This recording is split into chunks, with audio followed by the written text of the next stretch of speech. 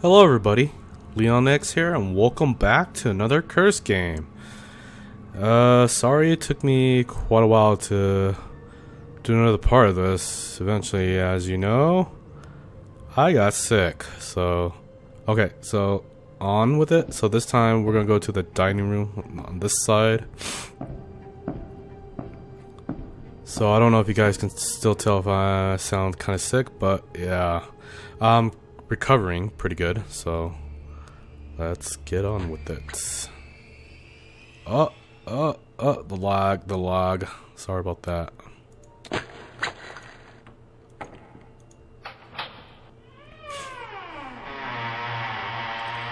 Alright, and into the dining room.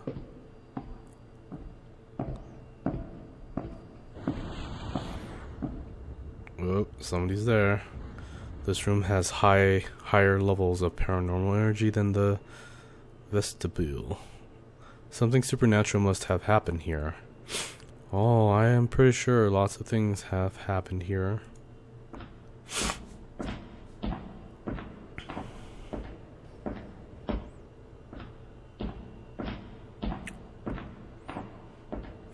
Looks like quite a few cabinets to check out.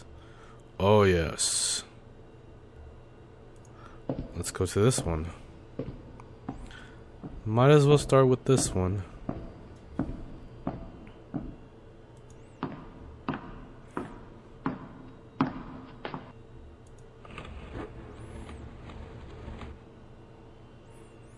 There's a note. Okay.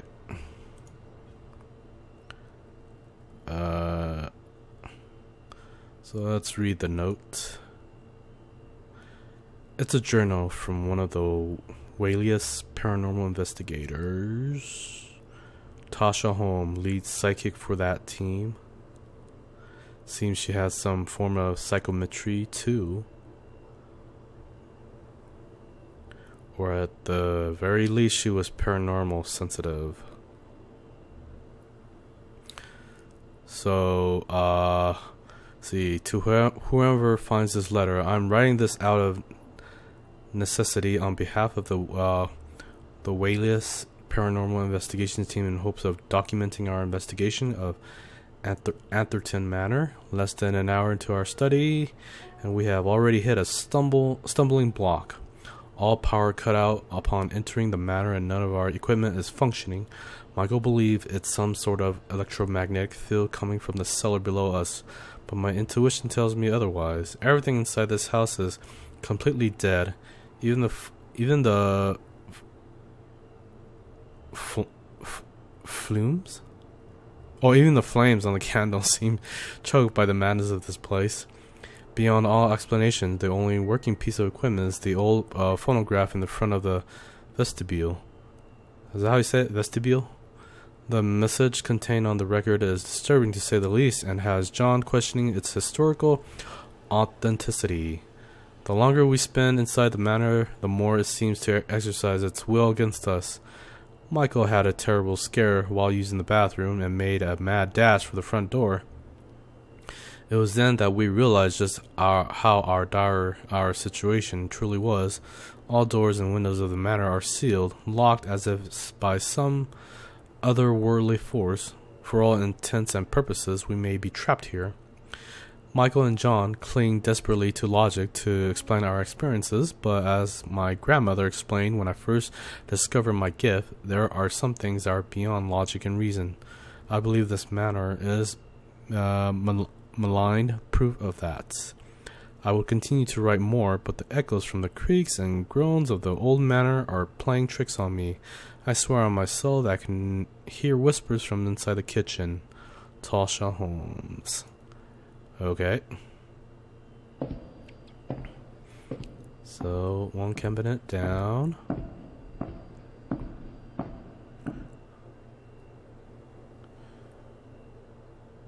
Oh, why can't I just stay over there, dang it.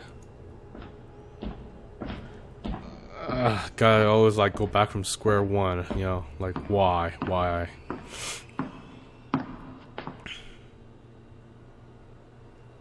Oh. Middle.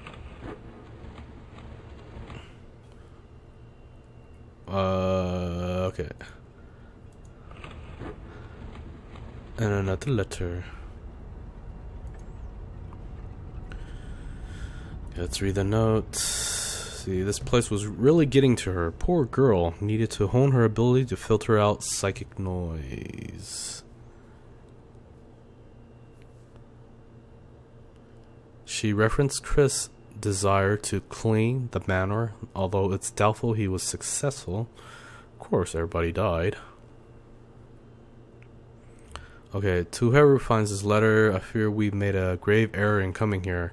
The manor is cold as death. Fires provide no warmth, and the deranged cacophony of noises have prevented us from even a moment's rest.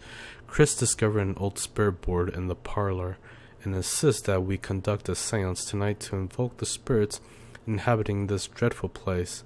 I am desperately opposed to participating, based on my grandmother's account regarding the dangers of invocation. I've done everything I can to change his mind, but he's become obsessed with the notion of cleansing the manor of its malign energies. He urges me to try to reach out and make contact with them, but I refuse. I cannot muster the courage to tell the others what I already know. This house speaks to me, and its intentions are clear. They wish us nothing but harm. My only minor consolation is that they seem to lack the power to do so for now.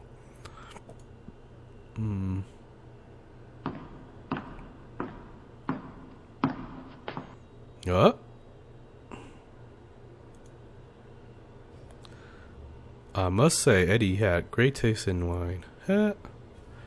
Dishes, nice china, beds worth a fortune.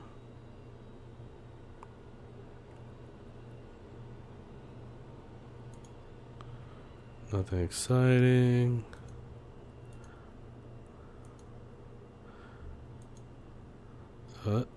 There is notes.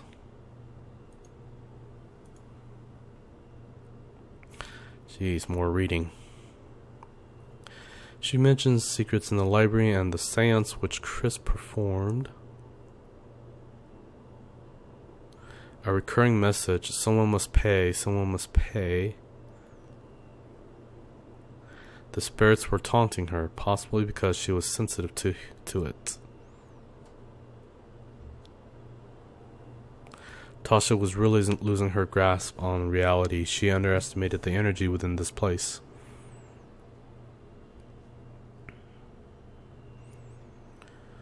Okay, so to whoever finds this letter, I have resigned myself to spend the afternoon with John and Michael in the library, sifting through the volumes of books within. I pray there are answers here within the many lexicons of supernatural lore.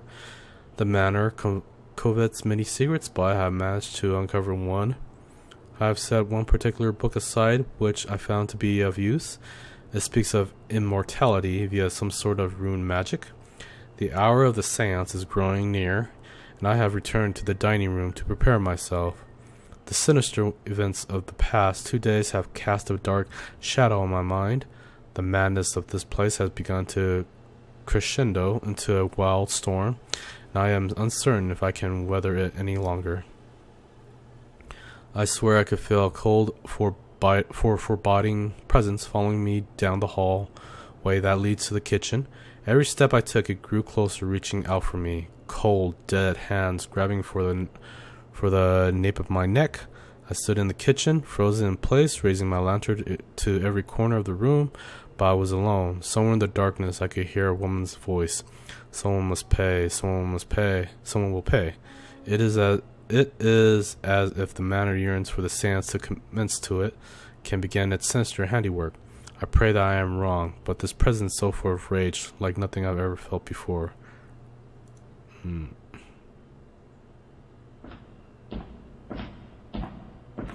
One more cabinet to check. Whoa. A manifestation. I am not here to hurt you, but she will hurt you.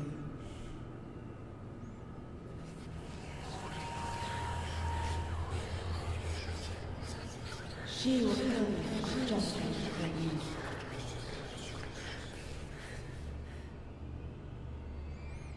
Tasha.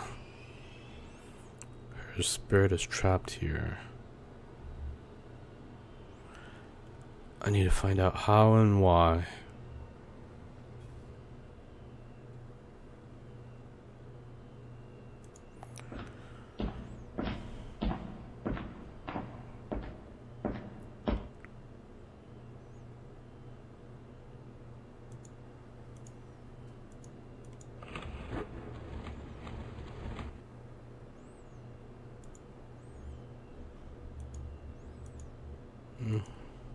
We'll take the bottom.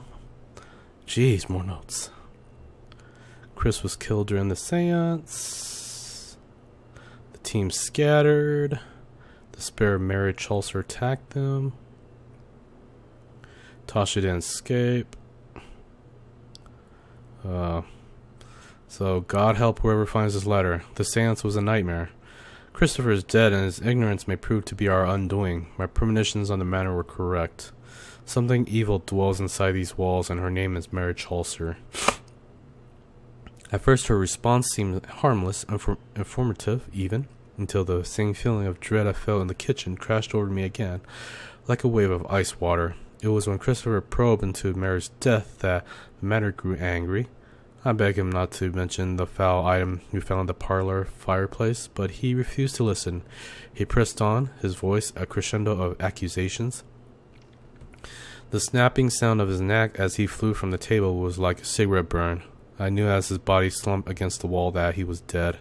The group scattered, and I fled, running helplessly in darkness, hoping to find my way back to the dining room. Mary's voices whisper in the darkness, assuring me there is no escape. The kitchen floor is like ice. I can hear her coming in the distance. She waits outside the door, hovering in the darkness. The whispers begin again. I was pretty once, like you. Pretty, dead things we shall be. The doorknob is turning. Not good.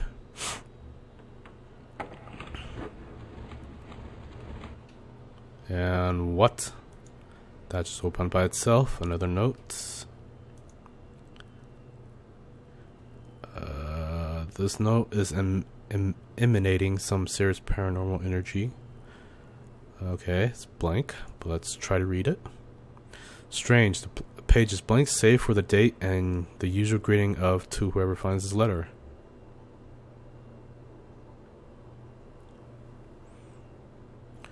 Let's read. I don't understand. I'm coming for you. Oh no. Oh, okay.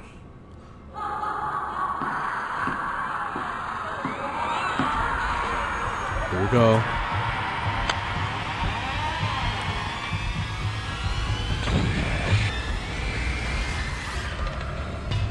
I gotcha.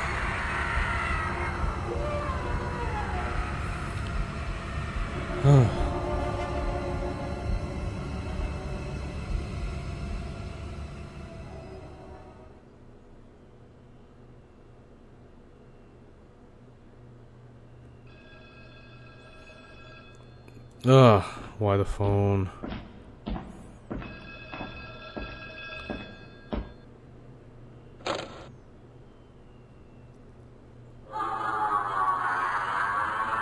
Okay, so hello? Mary seems to be enjoying this. Okay. So I hurted her and then she calls me on the phone and just to laugh at my face saying, "That was nothing." Is that it? Okay, let's go to the kitchen door.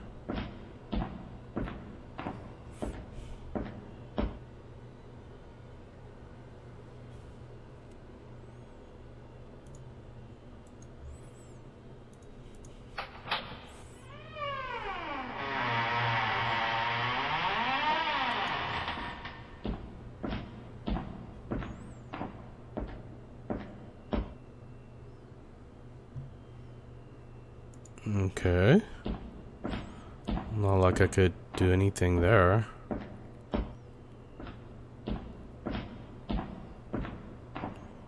Approach the kitchen. Oh wow. So much blood. What did she do to you, Tasha? Well, she killed her. Here, in the kitchen.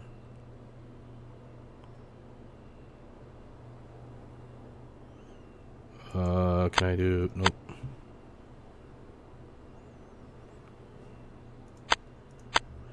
Alright, let's just exit the kitchen.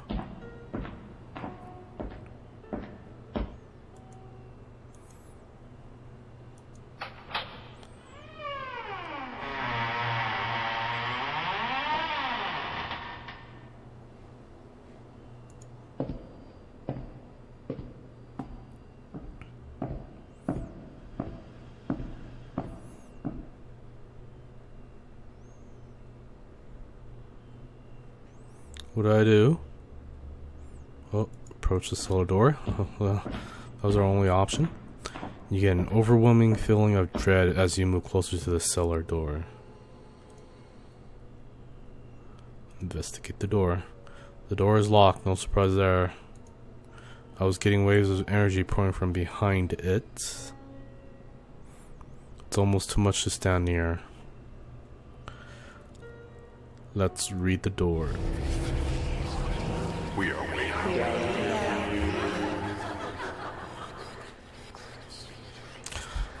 Okay, that makes me not want to... Oh. Yeah, that totally makes me not want to go down to the cellar door. Come down and join us. No thanks! I need to get out of here.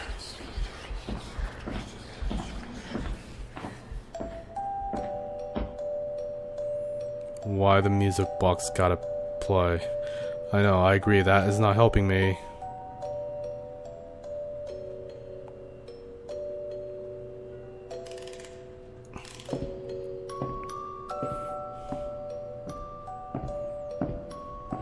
Oh, jeez.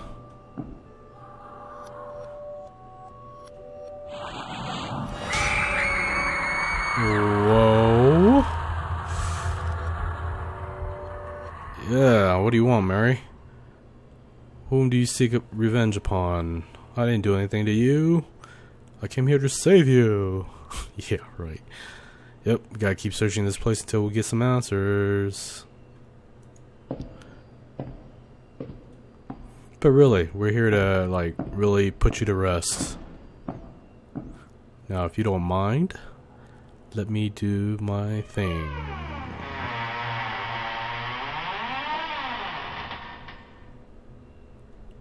Who that?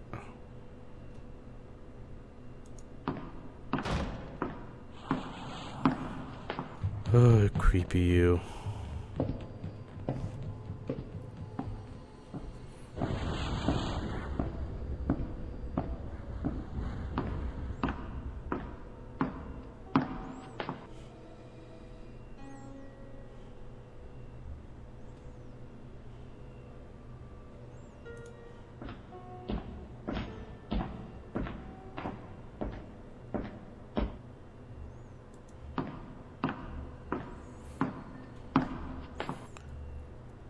What's with the mirror?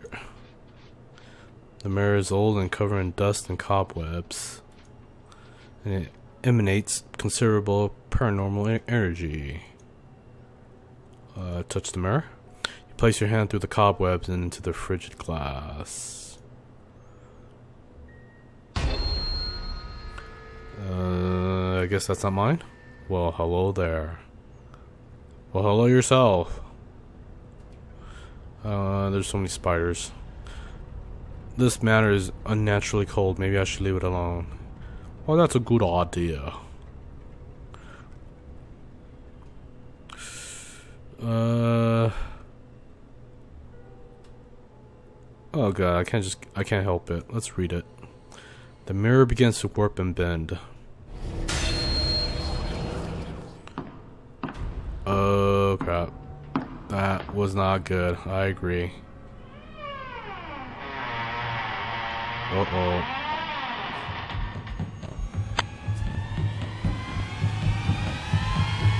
Oh crap!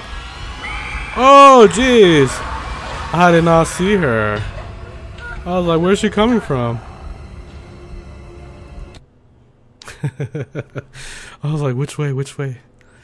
Let's try that again.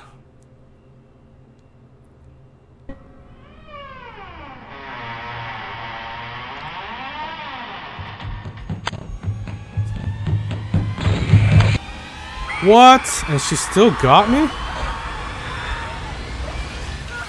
Wow.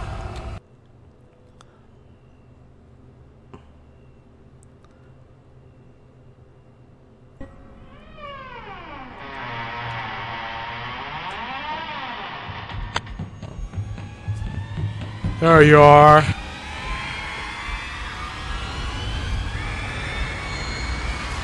Just burn, you know what.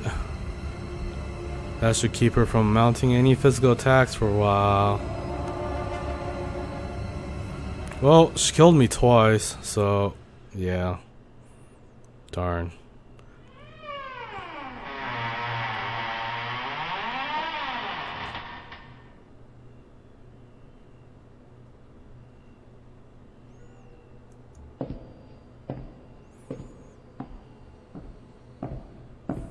Guess we'll go this way.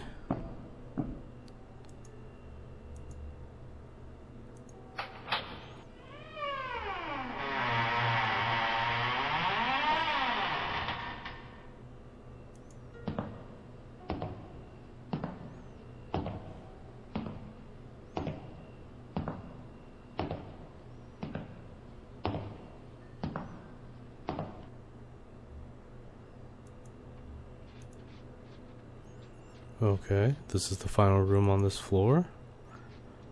Let's see what it reveals.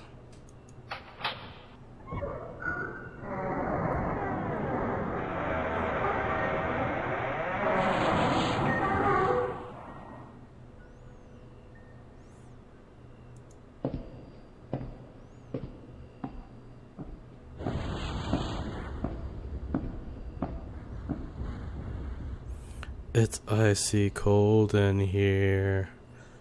I agree.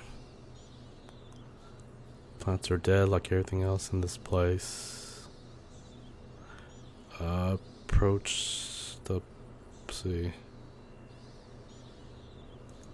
Let's approach the plant.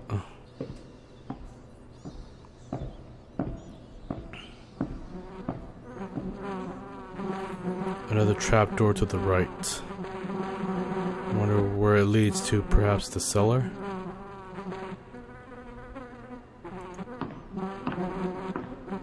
There's something in there.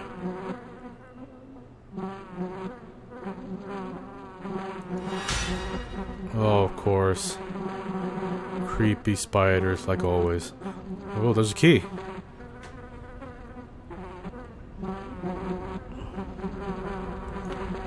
Okay.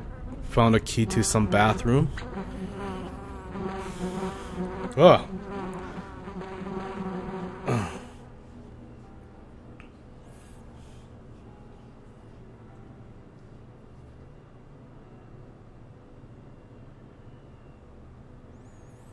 Alright, let's just approach the table. There's a book on the table. Oh my god, a full diary journal. This journal looks to be very old. Wow. Not sure if I want to read that whole thing there. This is Mary Chaucer's journal. Mary recounts her early days of employment with the Athertons. She got along with Miss Atherton and her children, although she didn't seem to trust Edgar. Several pages are missing from this journal. Wow. Okay, so let's see.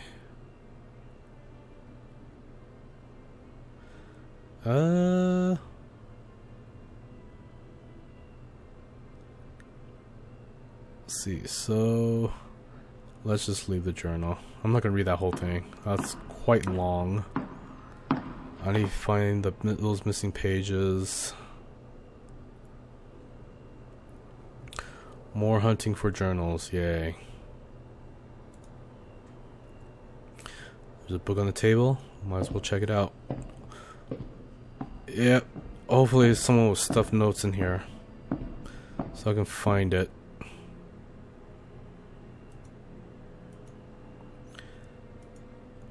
I guess I was right. Okay, so let's go and read the journal page. Edgar spent most of his time in the cellar. Mary casually asked him why he spent so much time there, and his response was a bit disturbing.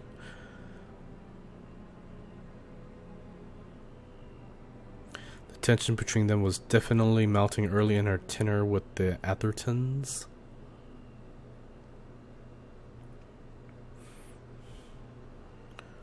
Mary also feared for Eve's safety. Okay, well, I'll read this. I inquired with Mr. Atherton about the door to the cellar which is always locked today. I should have known by the look on Eve's face that it was in poor judgment. I have never had a man strike me to this day, but I suspect it would be preferable to Edgar Atherton's response. His maniac... manic smile? I thought it was maniac, but it's manic smile and piercing eyes as he invited to show me what the cellar held, make my skin crawl. When I declined, he was even more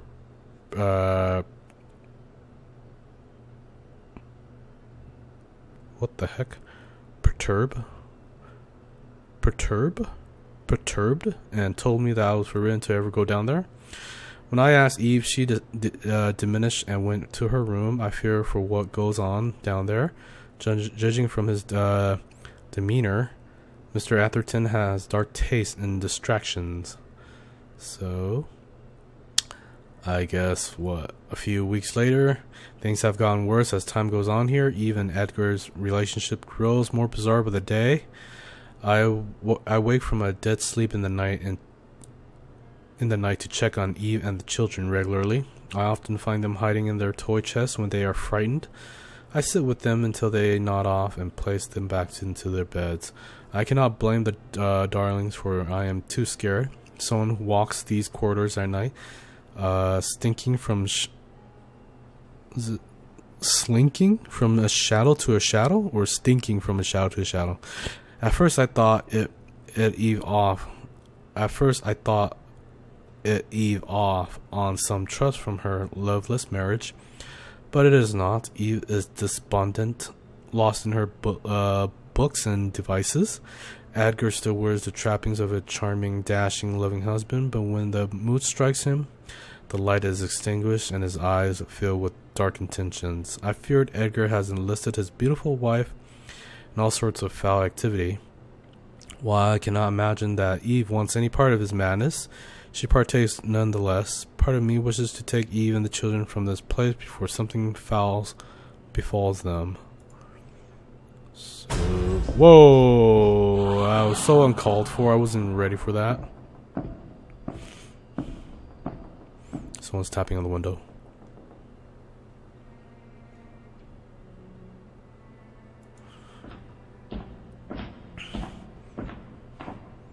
More notes, let me guess. More notes. Okay. Oh, of course, more notes. The pages of the missing journal. Oh my god. Let's see what it says on the summaries. Edgar forbade Mary from entering the cellar, yet her curiosity got the better of her. She listened in on him and Eve Atherton while they were down there Halloween nights. Seems it was quite a violent event between Edgar and Eve.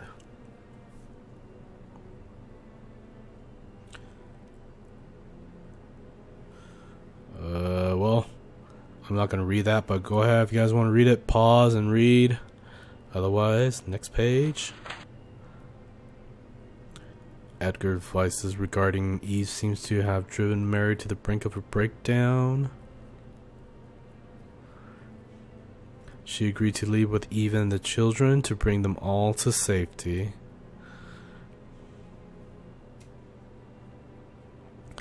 Edgar discovered her plans and threatened Mary and the children. Oh, he is crazy. Ooh, wow. So, if you guys want to read it, pause and read. Otherwise, Mary attempted to escape while Eve hid her children with their toy chests. Within their toy chests. Mary ran to a secret exit within the second floor bathroom while Eve armed herself with a dagger.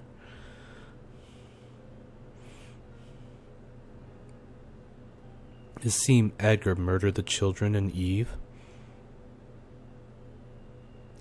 Mary got to the bathroom but did not escape. Edgar must have caught her there. So everybody died. Read the last page. Well, if you guys want to read it, go ahead and pause and read. Before I hit the read the last page, I think something's gonna come up. Yep, everyone will pay for their deaths. Creepy, creepy, creepy. I understand your anger now, Mary. Such a sad story you tell.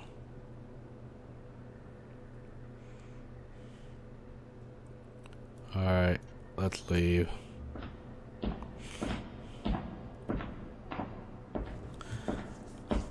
Check out the other cabinet before I confront Mary. Uh-oh. Approach that cabinet.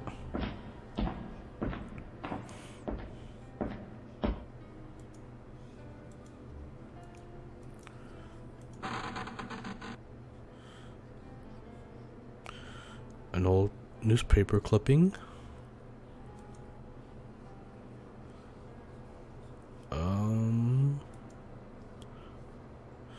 They found Mary's body in the upstairs bathroom. That bastard stabbed her in the back with these shears and left her to die.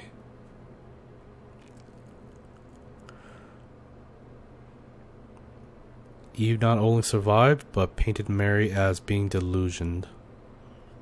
Oh wow. So she covered it up. Police ruled the death as a suicide. None of this makes any sense. Yeah, I mean, how can she stab herself in the back? Okay, so tragedy strikes Atherton Manor. It is with great duress that we report a life was lost at the home Edgar and Eve Atherton. Mary Chaucer, age 23, widowed, was found in the upstairs hall washroom dead. Miss Chaucer was a maid, nanny, and a cook to the Athertons for almost a year. Miss Chaucer was discovered early yesterday morning by the lady of the house. Her body was in disarray, and there were apparent signs of injury. A pair of sewing shears was present at the scene, which is believed to be the cause of death. The local authorities have questioned the Atherton family, and no foul play is suspected. Let's see. This is not the first unexplained death to have occurred at or involving Blood Manor. Several deaths have been linked to the house. Although the Athertons swear that the house is safe, public suspicion of the couple has grown. At no time has any evidence or sign of the involvement been linked to the couple. Eve Atherton called the Blood Manor moniker a product of imagination and jealousy. It is believed the deceased may have been in a state of mental unrest, I can't even say that, sorry, and hysteria due to the recent death of her mother and her husband, serviceman Anthony Chaucer, last year. Miss Chaucer had no living family, and funeral arrangements have yet to be arranged.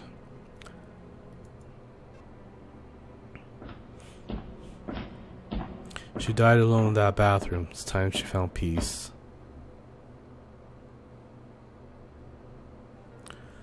Alright. I have her murder weapon and the key to enter the bathroom. It's time to face her. Okay. Well, we will stop. Whoa.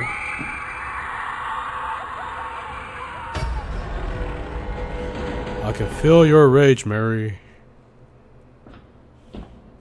Her hatred for this place and anyone that enters it is immense.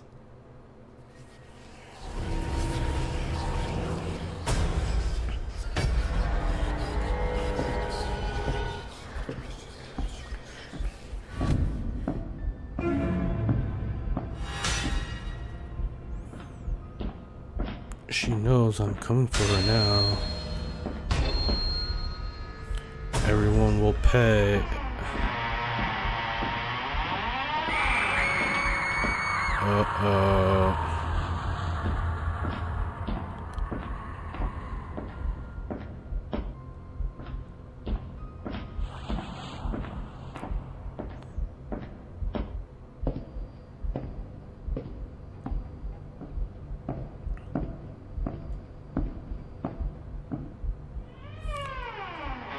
And there's the door to the open. Mary's coming for me now. Okay.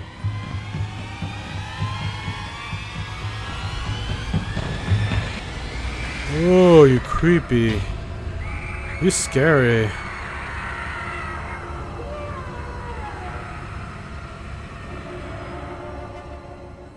Oh, jeez. Okay.